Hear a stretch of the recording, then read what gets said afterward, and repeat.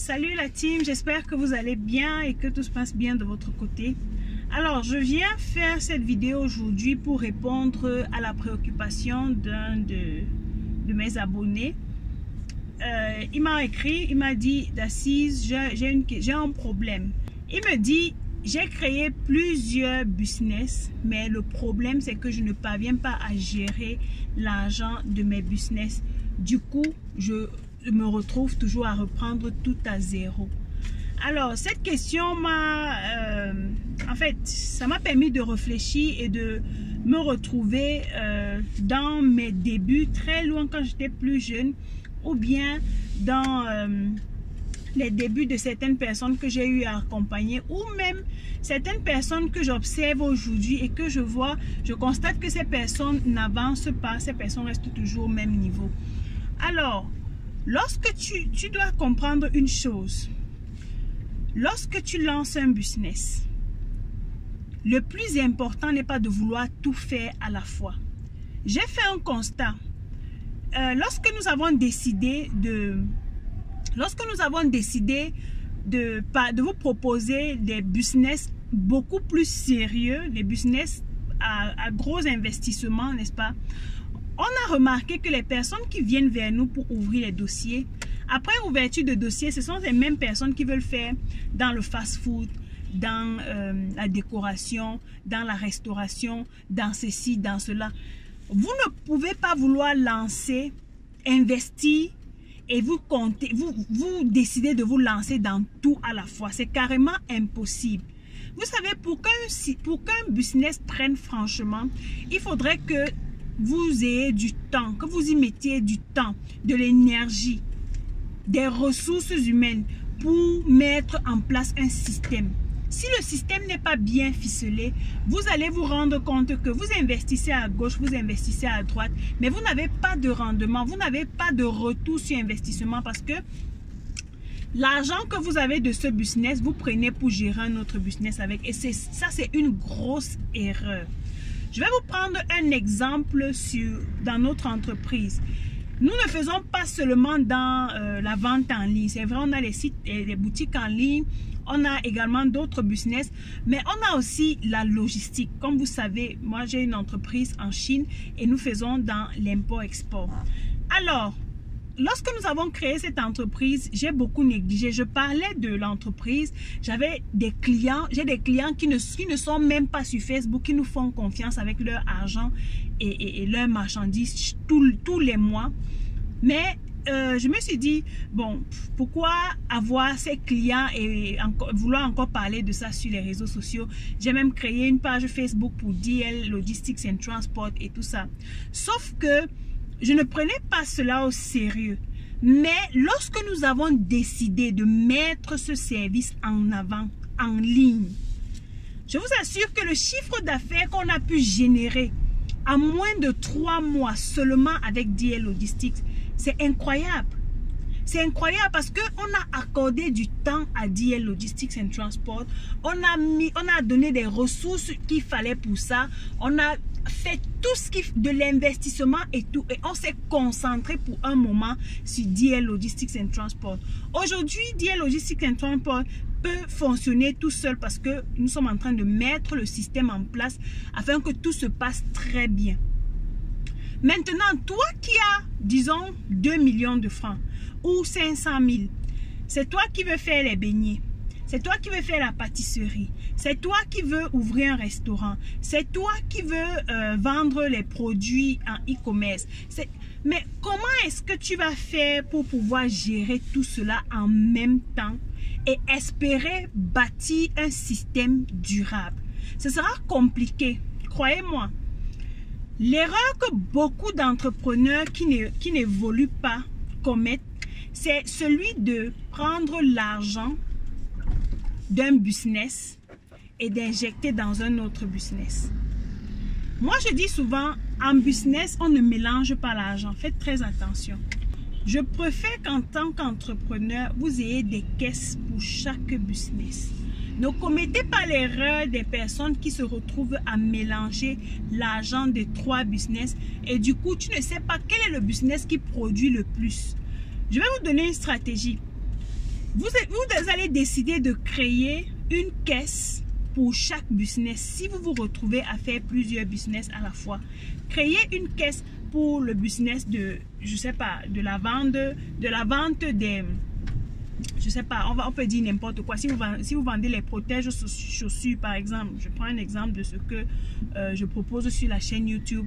Si vous faites un business dans la décoration, ayez une caisse pour chaque business pour vous permettre de savoir quel est le retour sur investissement ou quel est le business que vous parvenez à vous faire pour chaque, je veux dire, quel est le bénéfice que vous parvenez à vous faire sur chaque business. Et ça va vous permettre de savoir sur une durée de 90 jours, sur une durée de 6 mois, 9 mois, 1 an, vous allez évaluer quel est le business qui me rapporte le plus d'argent.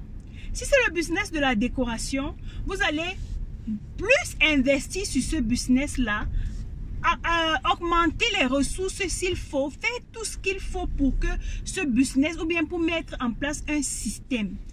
En faisant cela, vous saurez exactement ce que vous êtes en train de faire. Je vois des gens qui lancent des business et qui, toujours dans l'argent du business, c'est dans cette, on peut gérer et les enfants et tout. Non, vous devez avoir un budget. Par rapport aux bénéfices que je gagne tous les mois, voici ce que je suis capable de faire. Voici le type de loyer que je peux payer tous les mois. Voici le type d'école dans lequel je peux mettre, ou bien dans laquelle je peux mettre, non. Voici le type d'école où je peux mettre mes enfants. Ne choisissez pas de vivre une vie au-delà de vos moyens parce que vous dites que, entre guillemets, vous êtes entrepreneur. C'est très dangereux.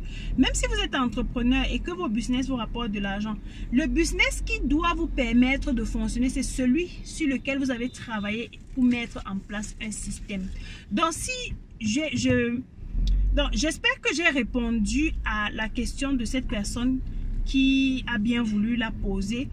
Pour éviter de reprendre toujours tout à zéro, fais le distinguo entre tes différents business. Accorde du temps de croissance à ton business. C'est un peu comme une graine qu'on prend et qu'on met dans le sol. La graine prend le temps de germer. On arrose, le soleil passe, la pluie tombe et tout. On vient, on enlève les mauvaises herbes. On met la semence, on laisse grandir et les fleurs commencent à sortir et puis les fruits, et on donne le temps de maturation des fruits avant de les consommer. Ne soyez pas de ceux qui lancent un business aujourd'hui et du jour au lendemain on commence déjà à manger. Vous êtes en train de manger la semence de votre business. Faites très attention.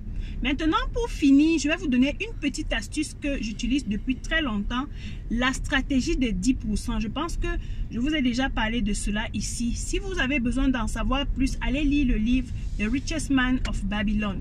Vous lisez ce livre et je crois qu'il va beaucoup vous enrichir.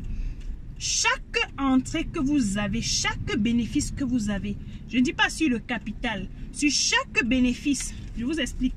Si vous faites par exemple dans les services ou bien dans les produits, vous vendez un produit à 100 000 francs et que le bénéfice dans les 100 000 francs que vous avez perçu, c'est 40 000 francs. Donc votre bénéfice brut, c'est 40 000.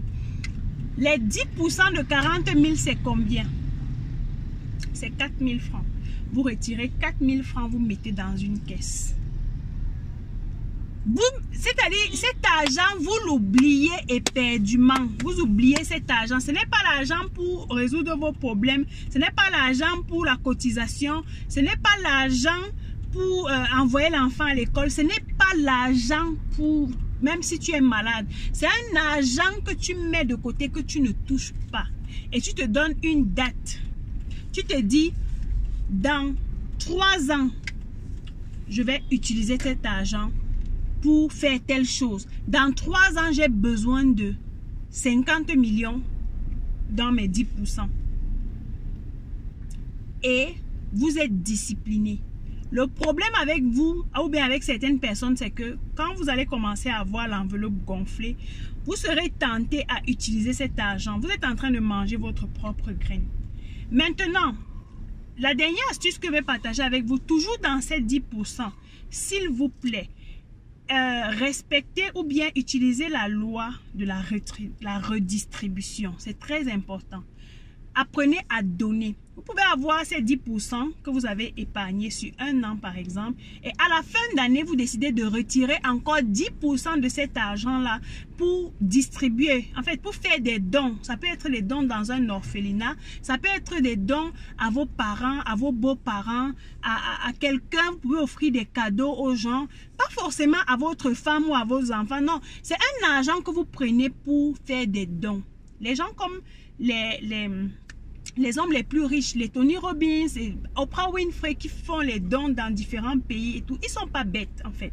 C'est parce que quand tu donnes, tu reçois. En fait, tu ne donnes pas pour recevoir, tu donnes parce que tu es conscient que tu as la grâce d'avoir quelque chose que les autres n'ont pas. Et si tu as la possibilité d'aider ces personnes-là à améliorer leurs conditions de vie, c'est tout simplement une bénédiction pour toi. L'univers sera reconnaissant, l'univers sera content et puis tu vas constater que tes activités dans l'année qui arrive seront encore plus fructueuses parce que les prières de ces personnes défavorisées là, que ce soit les veuves, les orphelins et tout ça, les prières de ces personnes là seront que chaque jour elles mettent les genoux au sol pour dire Seigneur pardon, la personne qui est venue nous aider l'année passée là, bénis cette personne pour qu'elle revienne encore nous donner plus cette année.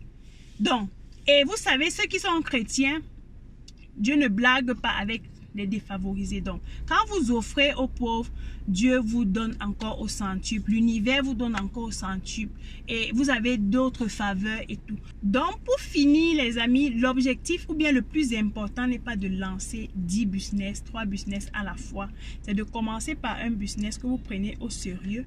Vous mettez en place un système pour maintenir ce business de telle sorte qu'il travaille avec ou sans vous et de pouvoir investir dans d'autres business.